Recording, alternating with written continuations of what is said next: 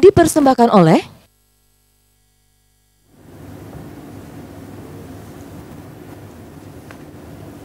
Kembali lagi di Ngopi 45, tentunya masih bersama saya Rizkia Amrina dan juga masih bersama dengan dua narasumber kita, yaitu Bapak Puadi selaku Kepala Dinas Kependudukan dan Pencatatan Sipil Provinsi Sumatera Selatan dan juga Bapak Kurniawan Wahid selaku Konsultan Inovasi Pelayanan Publik. Dan kita masih membahas mengenai percepatan reformasi birokrasi melalui implementasi transformasi kelembagaan, transformasi SDM aparatur, dan transformasi digital yang diwujudkan dalam inovasi pelayanan publik di Dukcapil se-Sumatera Selatan menuju pelayanan yang membahagiakan masyarakat. Baik Bapak, sebelumnya ternyata ada pemirsa yang bertanya melalui live Instagram kita di @sriwijaya.tv. Pertanyaannya sama dengan Pak Bambang sebelumnya, masalah mengenai pungli. Boleh Pak dijelaskan kembali, mungkin ada masyarakat yang belum mendengar bagaimana untuk permasalahan pungli. Silakan Bapak. Masalah pungli di Dukcapil bukan hanya di Kota Palembang ya. Kami membuka ruang aduan dari masyarakat manakala menemukan adanya praktek pungli khususnya di pelayanan Dukcapil ya. Ini harus segera kita respon. Oleh karena itu kemana untuk mengadunya? Bisa ke kami Dinas Provinsi Sumatera Selatan ya, atau bisa ke kontak saya langsung, bisa, nggak apa-apa. Ya, saya siap ya dengan nomor kontak nanti, atau sekarang kita boleh Pak, silakan. Bisa hubungi nomor kontak saya 0852 69 85 45 92. Baik. Nah, informasi itu tentu harus akurat. Tidak bisa hanya secara lisan. Kalau secara lisan kami tidak bisa untuk menindaklanjuti. Nah, tentunya kami akan koordinasi dengan Kabupaten Kota. Kalau kebetulan kejadian di Kota Palembang, mungkin kami akan langsung ke cross check ke Dukcapil Kota Palembang. Baik, tentunya Bapak, kita sudah terhubung dengan salah satu penelpon kembali. Kita angkat terlebih dahulu. Halo, selamat malam. Baik, sudah terputus. Boleh diulang kembali jika ingin bertanya di 0711 364 111 atau di 364666. Bisa juga melalui live Instagram di @sriwijaya.tv. Dan nomornya di bawah ini dan juga Instagramnya kita di bawah ini. Baik, tentunya melanjutkan kembali perbincangan kita Pak. Kembali ke Pak Puadi tentunya. Bagaimana Pak dengan percepatan reformasi birokrasi tentunya melalui implementasi transformasi kelembagaan, transformasi SDM aparatur, dan juga transformasi digital di Dukcapil Sumsel saat ini. Atau kita mengangkat telepon terlebih dahulu Pak sepertinya. Silakan. Baik, kita angkat terlebih dahulu. Halo, selamat malam. Halo, selamat malam. Selamat malam, dengan Bapak siapa di mana? Andi di Kenten Laut. Baik Pak Andi, silakan Bapak. Ini nanyo. Kemarin tuh aku ngurus akte kelahiran anak kan. Tapi sekarang tuh dibikinnya diribet kayak itu, disuruh balik ke RT, disuruh balik ke camat, lurah, jadi tak diputar balik kayak itu Pak. Jadi tak mana kira-kira Pak polisinya? Kalau boleh saya tahu ngurusnya kemana Pak Andi? Di Sako Pak. Di UPTD Sako ya? Iya Pak. Untuk pengurusan akte itu ya, kalau persyaratannya itu hanya cukup melampirkan fotokopi kartu keluarga, kemudian buku nikah. Ya. Nah, kalau dia tidak memiliki buku nikah, artinya di KK-nya dia kawin belum tercatat. Maka dia harus mengisi format yaitu surat pernyataan tanggung jawab mutlak. Sehingga nanti di akte kelahirannya di situ terakhirnya ada frase. Ya, beda dengan kalau dia kawin, kedua orang tuanya kawin tercatat ada buku nikah, dia tidak ada frase. Frasenya adalah dari pernikahan yang belum tercatat. Itu bedanya. Nah, kalau memang ini lambat ya, nanti akan kita langsung cross check ke Dukcapil Kota Palembang nanti ya. Yang penting persyaratannya itu lengkap ya, atau tidak meragukan ya. Kalau boleh saya tanya, alasan mereka minta pengantar dari itu apa? Teleponnya sudah terputus ya? Pak, sepertinya. Baik, mungkin jika memang ada kendala boleh ditanyakan langsung ke Pak Puadi. Nomor yang sebelumnya disebutkan boleh di 0852 69854592, benar ya Pak ya? Baik, tentunya kembali Pak melanjutkan perbincangan kita mengenai Forum Belajar Inovasi dengan bagaimana percepatan reformasi birokrasinya melalui implementasi transformasi kelembagaan yang pertama, dan juga SDM aparatur, dan juga transformasi digital di Dukcapil Sumsel saat ini. Silakan Pak. Ya. Untuk kita Dinas Dukcapil baik provinsi maupun kabupaten kota, ini kita patuh terhadap aturan dari pusat. Baik. Karena kita struktur organisasinya itu ada aturan khusus. Orang nyebutnya lex spesialis ya. Baik. Karena itulah pengangkatan dan pemberhentian pejabat Dukcapil itu harus melalui prosedur. Jadi kepala daerah harus mengusulkan ke dirjen, di dirjen nanti akan diproses, baru nanti diterbitkan surat keputusan SK, baik itu pejabatan eselon 2, eselon 3, maupun eselon 4. Nah, khusus untuk eselon 2 dia langsung Mendagri. Ya. Oleh karena itulah saat ini sekarang lagi gencar-gencarnya pengalihan dari struktural ke fungsional. Nah, kita tetap mengikuti aturan baik dari Kemenpan maupun dari Dirjen, ya. Nah, namun untuk pelayanan di Dukcapil kabupaten kota, ya, itu sama sifatnya. Ya, kita harus menata. Makanya untuk yang diusulkan untuk jabatan-jabatan di Dukcapil itu adalah orang yang betul-betul kompeten, kemudian punya keinginan dan punya kemauan untuk melaksanakan tugas dari pelayanan admindu kepada masyarakat.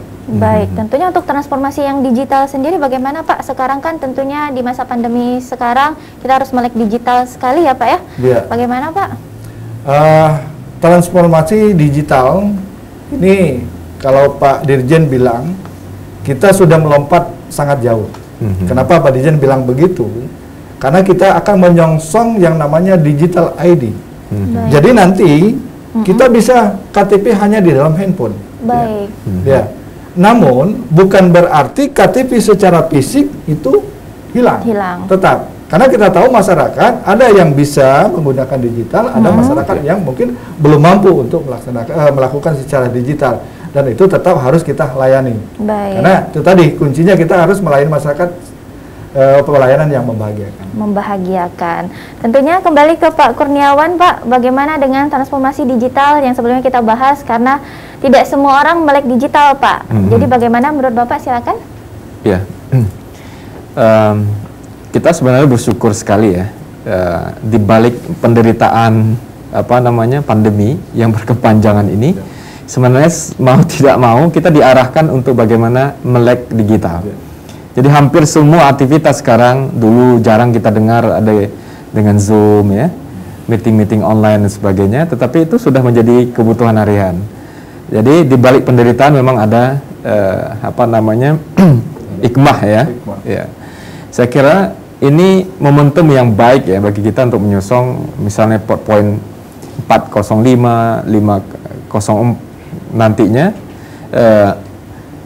sehingga momentum ini sudah sangat tepat.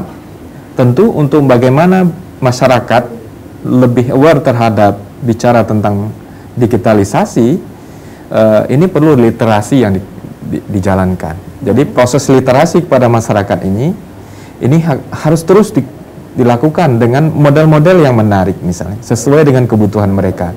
Sekarang kita lihat misalnya banyak anak milenial ya, dengan pola-pola milenial, ada masyarakat kampung dengan pola-pola masyarakat kampung, apakah pengumuman di masjid, di tempat ibadah, atau rumbuk-rumbuk warga dan sebagainya. Saya kira literasi digital ini penting untuk terus dikembangkan, apalagi tadi disampaikan oleh Pak Kadis, ke depan itu semuanya sudah berbasis digital. Baik, gitu. Semuanya berbasis digital, kita juga harus melek digital, dan juga nanti untuk transformasi digitalnya lebih dipermudah lagi. Betul. Ya tentunya Pak ya. Baik, kembali dengan Pak Puadi, tentunya apa dan bagaimana Pak untuk program pelayanan publik di Dukcapil Sumatera Selatan, tentunya menuju pelayanan yang membahagiakan masyarakat? Ya. Target kita sesuai dengan apa yang sudah ditetapkan pada saat kita Rakornas kemarin di Nusa Dua Bali ya, khusus untuk perekaman dan pencetakan KTP di tahun 2022 ini kita ditargetkan 100%. Baik. Jadi semua penduduk yang sudah masuk usia 17 ya itu harus sudah dilakukan perekaman. Maka sekarang rekan-rekan kabupaten kota, Dukcapil sudah mulai bergerak dengan melakukan jemput bola baik ke desa-desa maupun juga ke sekolah-sekolah khususnya SMA, SMK, bahkan di pondok-pondok pesantren. Ini tidak lain adalah dalam upaya kita membantu atau mendukung untuk tahun 2024 nanti kan ada yang namanya pemilu serentak. Gitu. Karena mau tidak mau data final nanti di PT itu bersumber dari Dukcapil.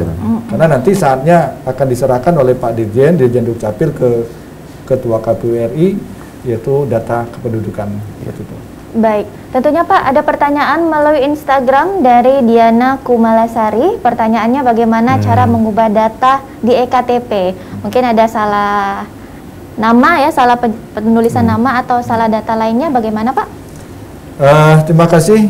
Dari siapa tadi? Dari Diana. Dari Diana ya. Elemen data kependudukan ya, termasuk data di KTPL, semuanya itu sudah semuanya bisa dirubah. Bisa dirubah? Ya. Kecuali NIK. NIK itu selamanya tidak akan pernah berubah. Bahkan orang yang sudah meninggal pun NIK-nya bukan dihapus, tapi disimpan di file hidden. Ya.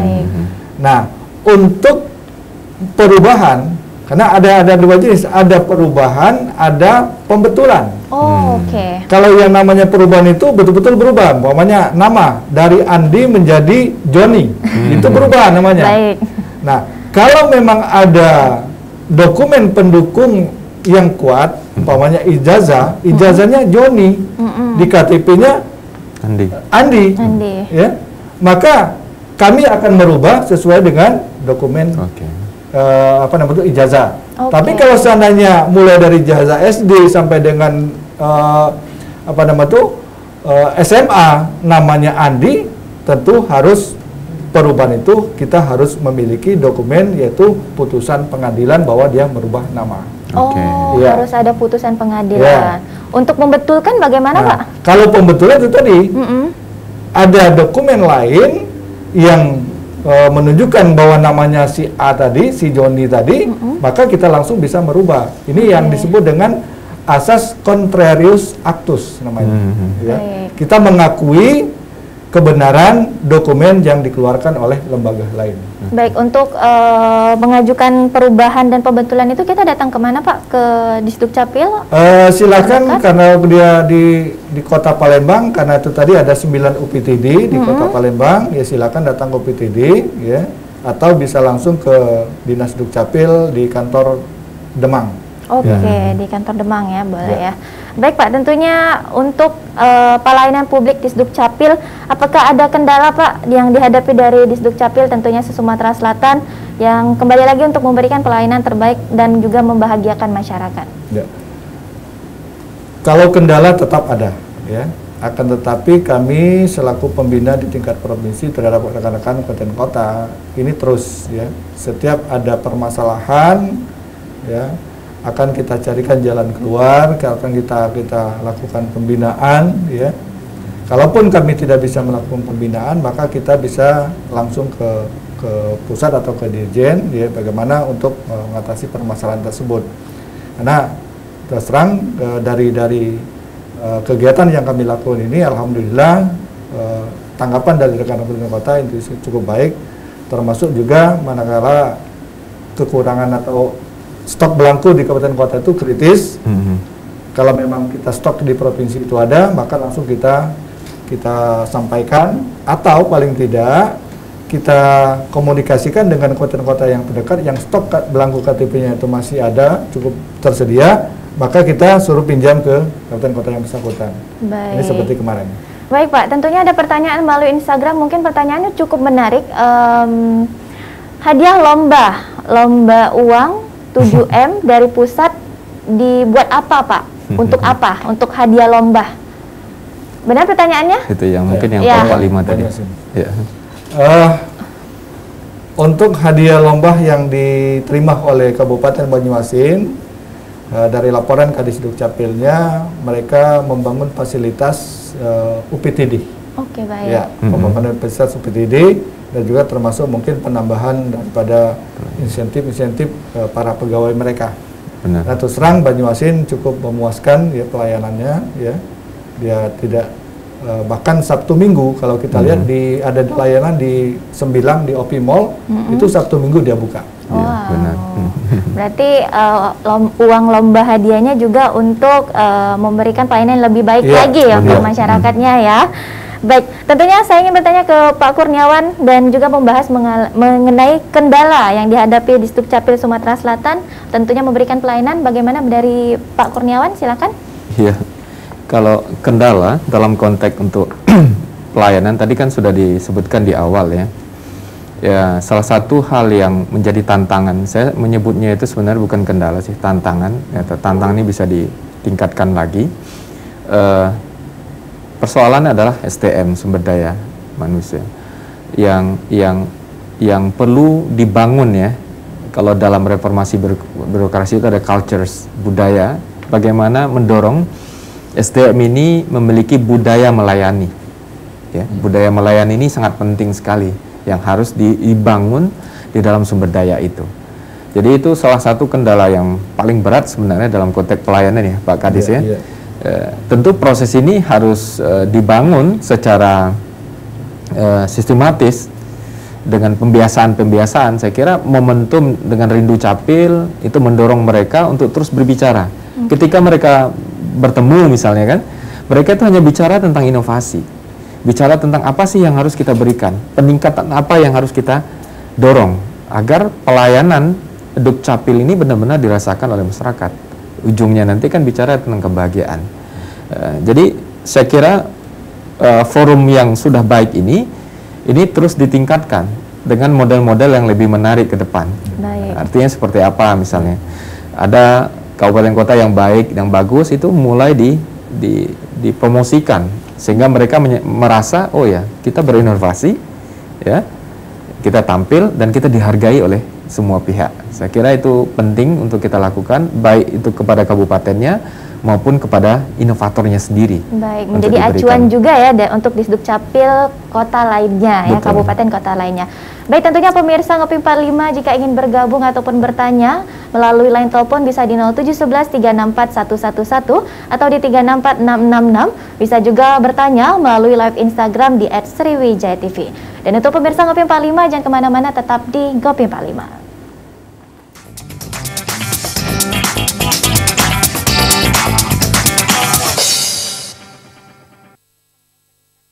Acara ini dipersembahkan oleh